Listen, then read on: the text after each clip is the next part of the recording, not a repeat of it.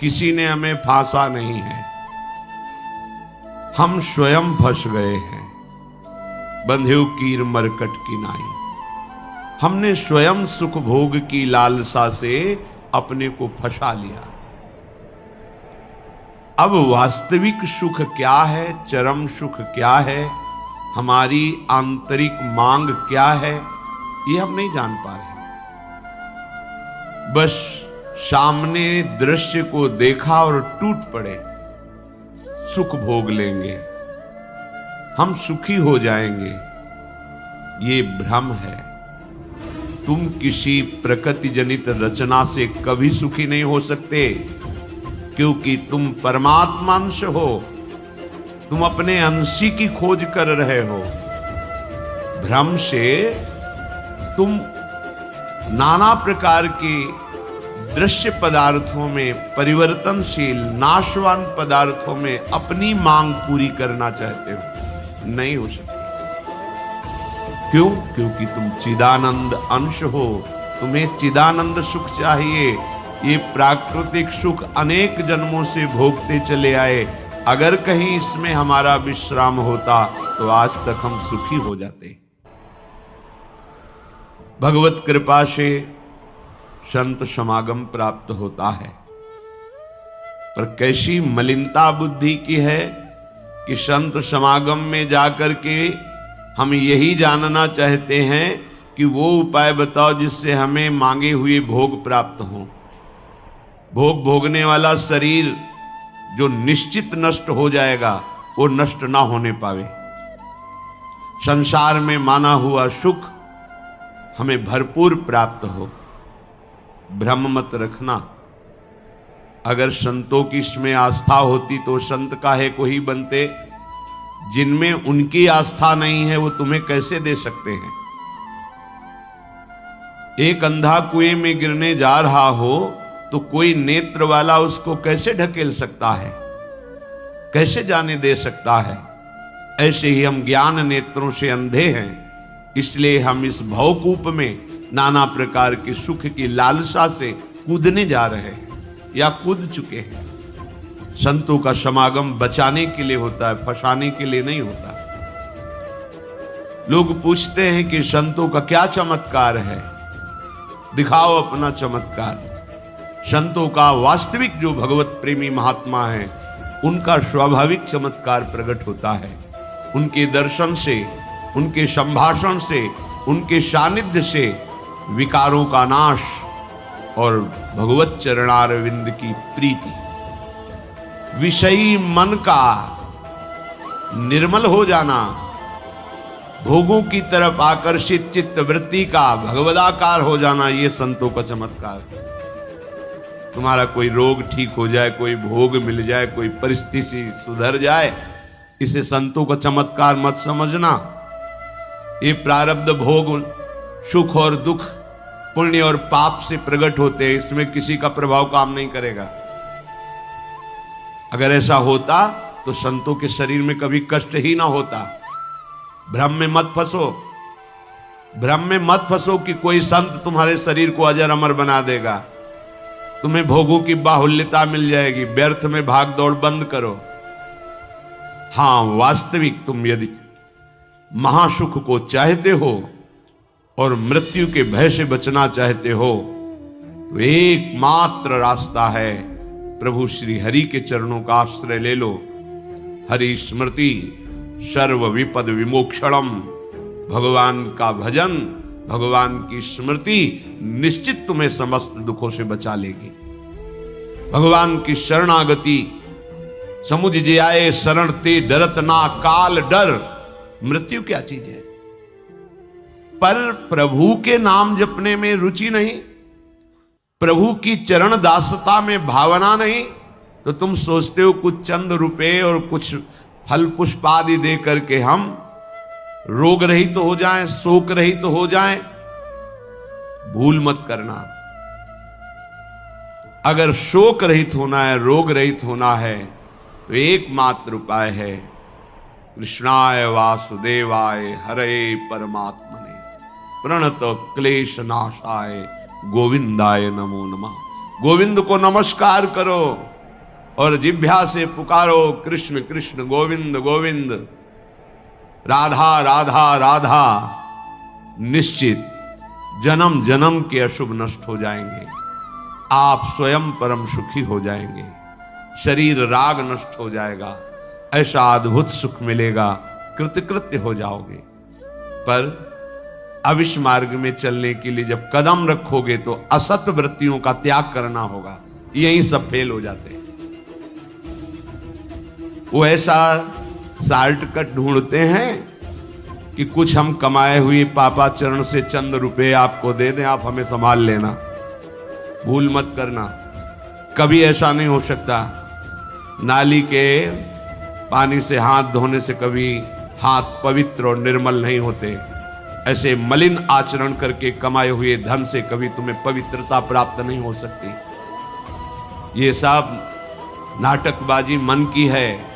वहां चलो तुम्हारा सुधर जाएगा, कुछ नहीं सुधरेगा जब तक तुम सुधारना नहीं चाहोगे।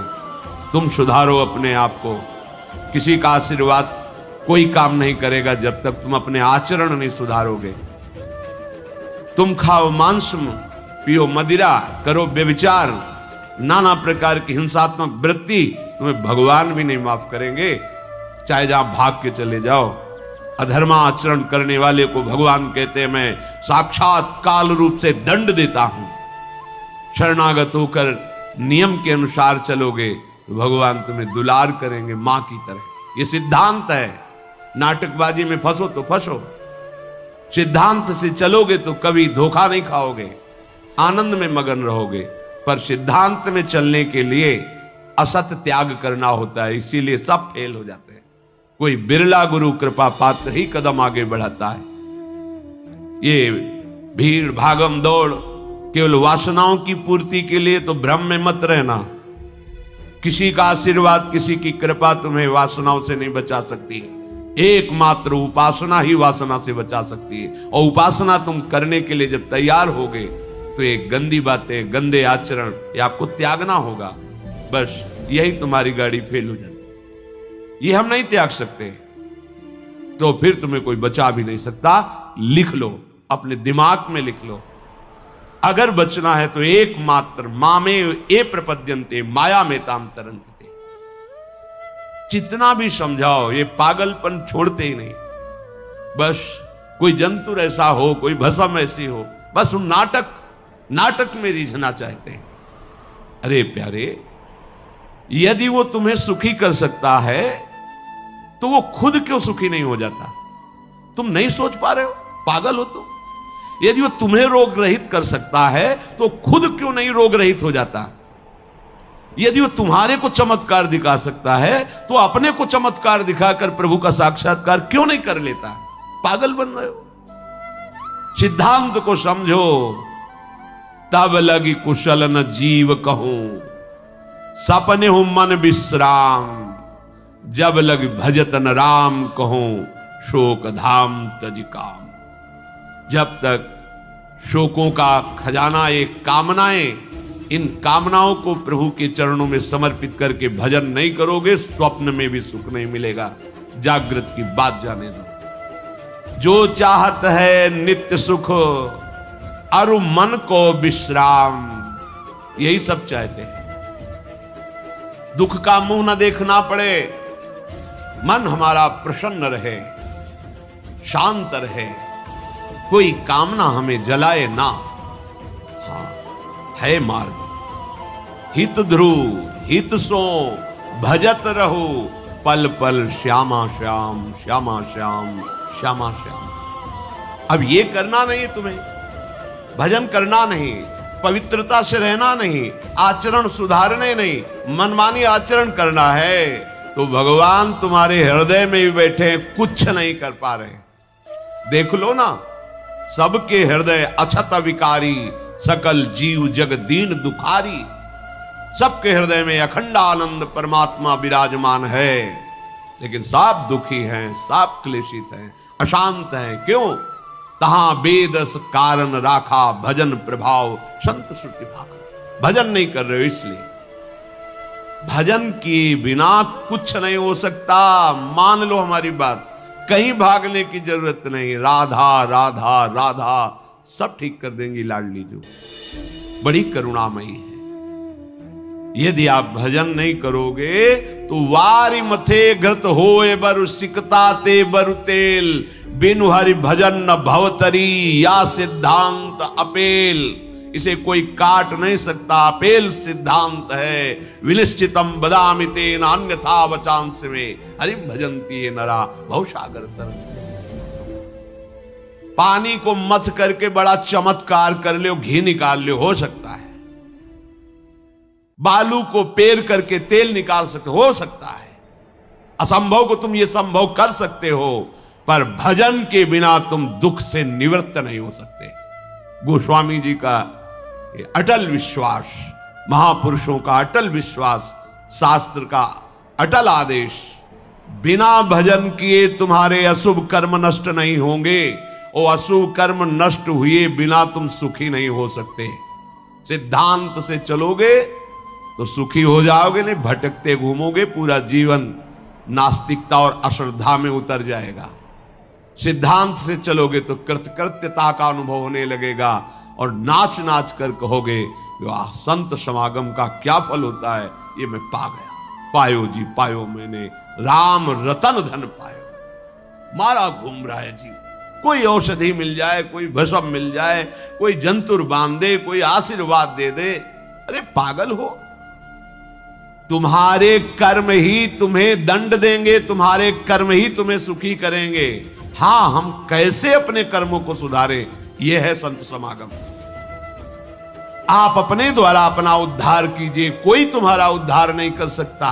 उद्धार की युक्तियां, उद्धार का मार्ग, उद्धार के सिद्धांत और सहयोग ये संतों से प्राप्त होता है। आशीर्वाद से उद्धार नहीं होता, आशीर्वाद से सुख दुख की निवृत्ति नहीं होती, वो ज्ञान से होती है।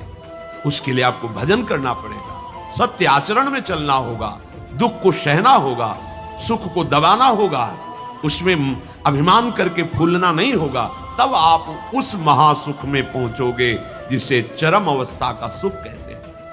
संत समागम दुर्लभ इसी बात के लिए है। इसका मतलब ये नहीं छूछा करके तुम्हारे दुखों का नाश हो जाएगा। भाग लो, पूरे ब्रह्मांड में जाओ, अगर कहीं सुखी हो जाना तो बताना हमें आके। समझना ही नहीं चाहते। भगवान कृपा करके बोल रहे हैं, औरों की तो बात क्या है, अब समझ लो। श्री भगवान कह रहे हैं इदं तुते गृहतमं प्रवक्ष्याम्यनसूयवे ज्ञानम विज्ञान सहितम यज्ञात्वा मोक्ष से अशुभात्। हे अर्जुन, ये मैं तुम्हें बहुत गुह्य बात कह रहा हूं।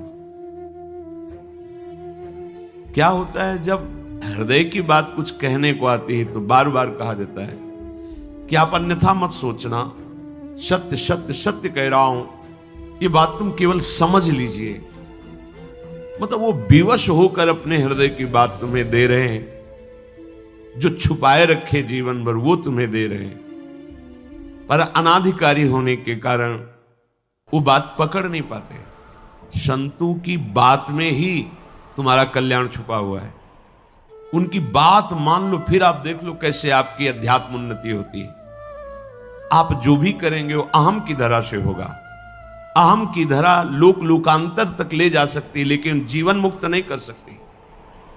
जीवन मुक्त होने के लिए अहम का विसर्जन चाहिए, वो होता है गुरु कृपा से, संतों के वचनों से।